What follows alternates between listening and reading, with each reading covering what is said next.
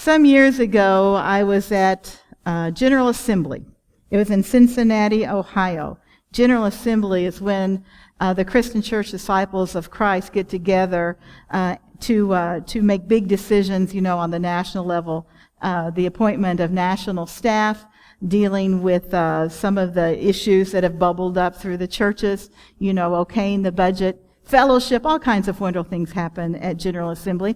And I was there, and I was lucky to catch a friend named Pam and to have breakfast with her. She's a colleague in the ministry. And we were in the hotel, in the restaurant that was there. And she and I were looking at the menu when the waitress approached.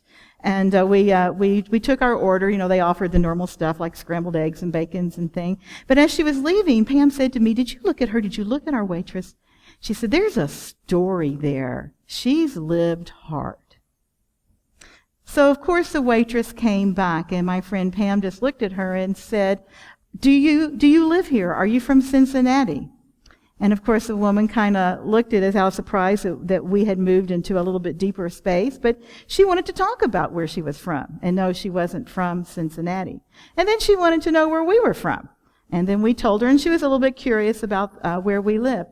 Well, of course, the waitress couldn't set up shop at our table for the next 45 minutes or to an hour. But over the next 45 minutes to an hour, we just all began to exchange some information about our lives. And she did have some stories to tell, of which we both said we would love to pray for her, to which she said to us she would love to pray for us as well.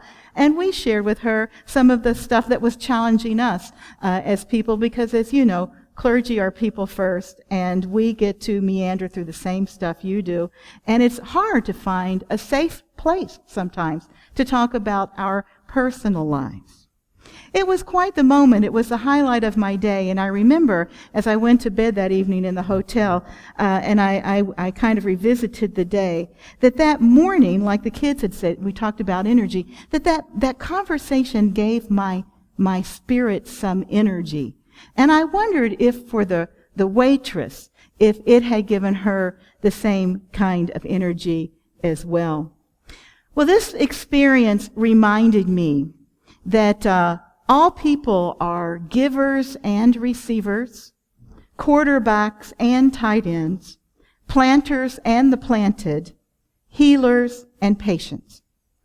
Have you noticed this in your life? How as you meet people throughout the day, that sometimes you're the listener. You don't even always know what you're listening for, but you're the listener. And then sometimes you're the storyteller. That someone is listening, leaning in, maybe learning something from you, and you don't even know what it is. Have you also noticed that you often get paired with someone, not by your choosing, whose story connects with yours? Now, I'm not simply talking about how when you meet someone that you discover you have someone else in common. What I'm talking about, that as the two of you engage in a conversation, that you realize that you and that other person are wrestling with the same questions, the same challenges, the same struggle, be it physical or spiritual. What we're touching upon here this morning is that what appears sometimes to be casual at first when you meet someone isn't casual at all. That there's some kind of intention behind the attention that leaves you walking away wondering, was that a coincidence or was it something else? And again, I want to mention, sometimes we're the host and sometimes we're the guest. In our story today from John's Gospel, Jesus talks to a stranger, a woman at a well. It's one of the many healing stories in the Gospels built around a conversation. Think about that for a minute. A lot of the healing stories that we have a tendency to remember are the ones where Jesus spits and touches and says. But this is a healing story based around something we do every day, a conversation. And through these stories of Jesus, think about again the story of Zacchaeus perhaps. Through these stories that center around healing of an individual that comes through a conversation, what's very important is a skill or an art or technique, and we're going to get into this in a minute, called listening. The listening facilitates the healing.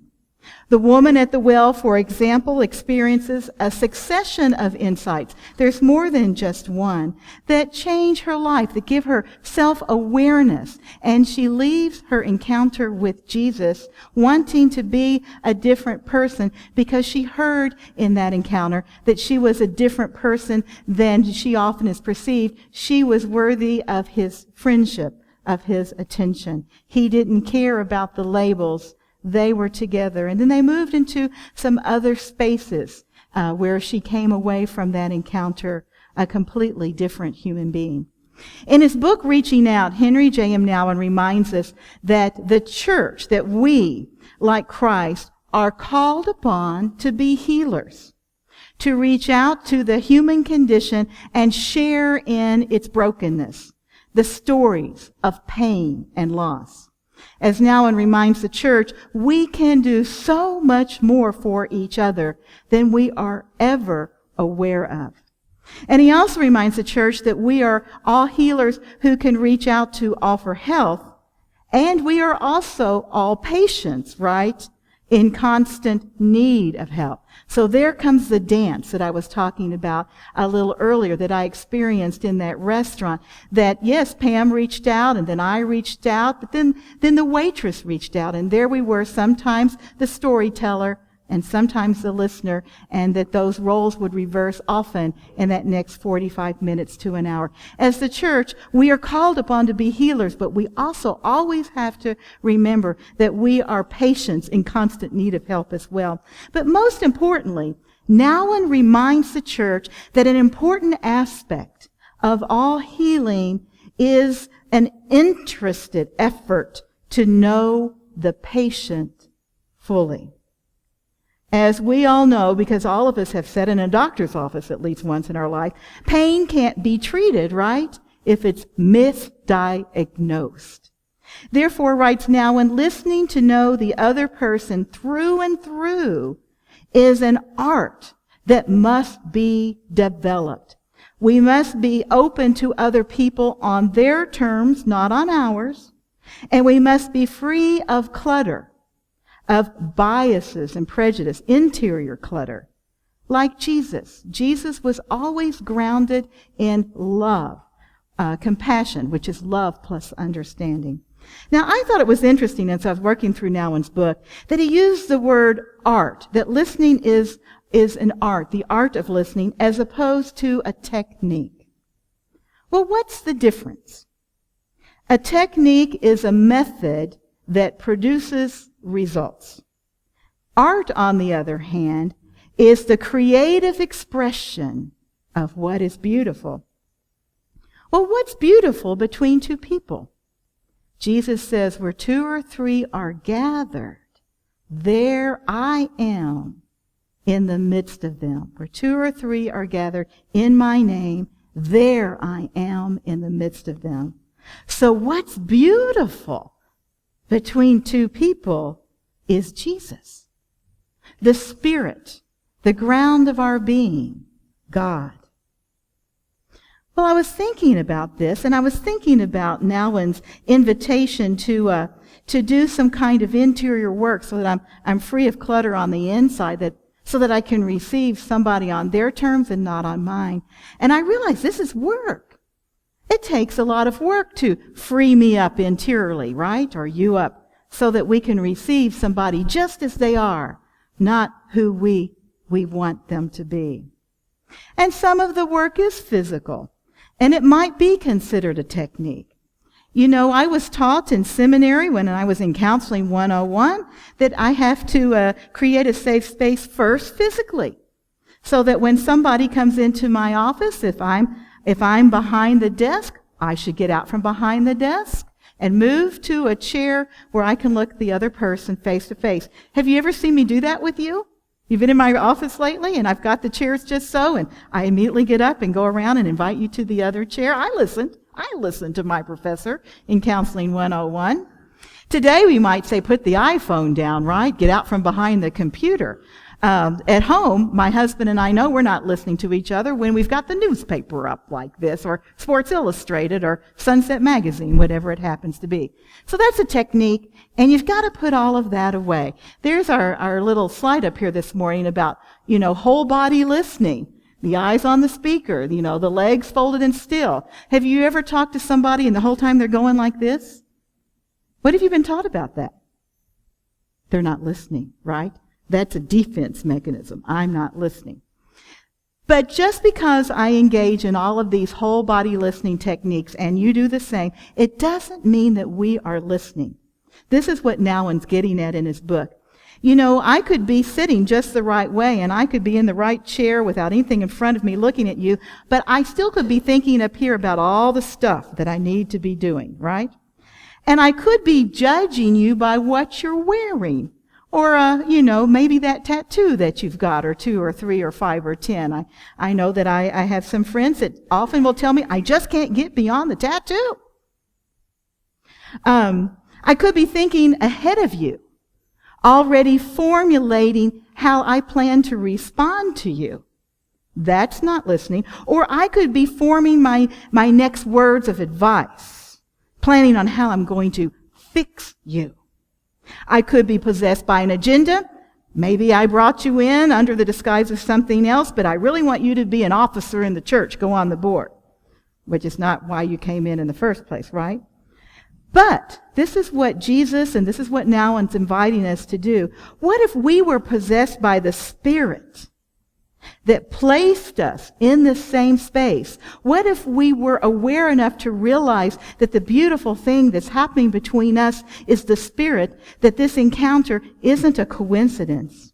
What if we're both in the same space and we're aware that Christ is between us and that the Spirit has initiated this encounter and that it is indeed the Spirit that's instructing us in the moment? And that by being together, that both you and I have the potential to walk away with something that we need. That we are gifts to each other. What if I was unattached when I was talking to you to what is happening in me and totally absorbed by what is happening to you? What if by the grace of God I was free of biases and prejudices? And what if I was in touch with my heart as well as my head, so that my real soul showed up, not the person I want you to believe that I am, but the real one that's really there? And what if my soul really showed up, so that was even a bigger invitation to you for your real self to show up instead of the one that you want me to believe exists? The methods of listening to someone may help us be more present to each other, because it is important to put the physical distractions aside. But we're beginning to understand that listening to people so that they can be healed is so much bigger than that. I have to work on the interior stuff. And that in itself is an art. You can't do 1, 2, 3 things and then all of a sudden be interiorly ready to listen to someone. It takes work day after day, creating silence, learning to reflect, sit in the presence of God, learning to hear God, so that you can create that space to hear the other person. This is an art. Stories are very important. How many times I realize this when you're listening to the sermon, that you're kind of a little bored, you get a little anxious when it starts being a whole lot of lecture.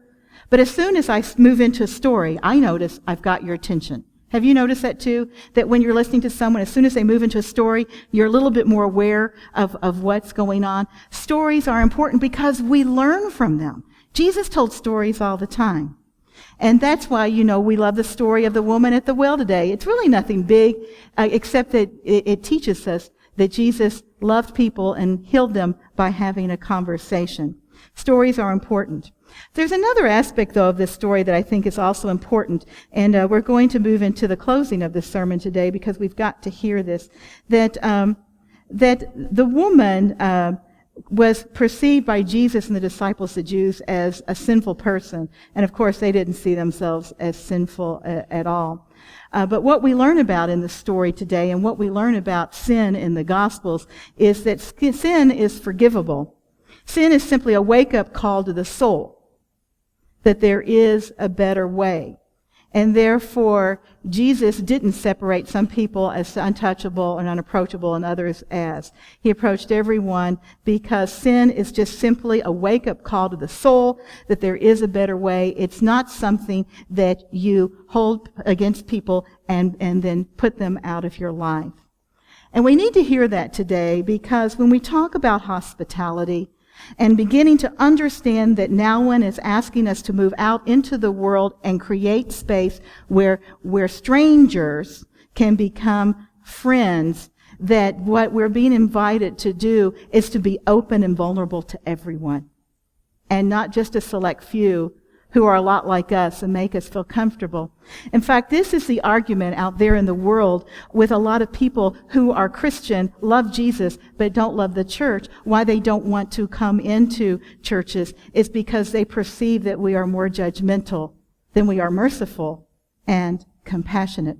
As I was driving in this morning, I caught a tail end of a story on the radio. Somebody was talking about the effect of the new Pope on the Catholic Church, and that Pope Francis is trying to move the Catholic Church away from legalism and judgment and into mercy. And I like the way he set it up. He said, so often in our churches, people experience that mother or father. You ever gone home for Thanksgiving? Do you remember this? Going home for Thanksgiving after you've been away for a while? What you're hoping is that your mom and dad will just open their arms wide and throw them around you, no matter how much dirty laundry you had, no matter what grades you had that semester, and just love you and feed you turkey and mashed potatoes. But so on occasion, some of you might tell the different story, that as soon as you got out of the car with that dirty laundry, that the first thing your mom might have said to you, well, what are you bringing home, that dirty laundry? Follow you into your bedroom and say, and what did you get on your report card, right? Well, what the Pope is trying to say to the church is that Jesus feels like the mother at Thanksgiving who doesn't care how much dirty laundry you brought home, right? Or what your grade is on the report card. She's just glad to see you and to move you out of that legalism. But the church, we can get caught up in that, and people don't see Jesus, and they're really just not interested. We have to realize that as a church, we struggle to embrace human weakness, our own and others, and then push people away instead of gather them to us. I want to close with a little quote from a woman named Karen Maines. She wrote a neat little book some years ago called Open Heart and Open Home. And it was her journey into hospitality as a Christian.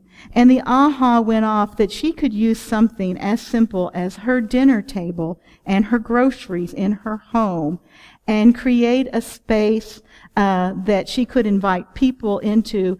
And by learning to listen to them, to focus on them, that their lives could be changed and her life could be changed as well. And as she was working on this book, she too discovered that she was bothered by a growing aspect in the churches that she had been members of a people who had begun to come into the church and barricade themselves away from the human condition and the pains and the struggle instead of diving in. And so Karen Maines writes in her book, Open Heart, Open Home. What a sin it is that many Christians know so little about this broken world. They have isolated themselves from the starvation of nations, turned their backs on the battered and abandoned babies. Little do they care about that children grow up without a gentle touch, or that old men haunt park benches dying from loneliness rather than old age. This world to many believers is one large silent scream. We refuse to hear the agony of children too hungry to cry, of mothers with breasts gone dry, without energy to moan, of impoverished peoples numbered with outrage, of Indian youth suicided by despair. We don't want to hear, and then we don't have to do.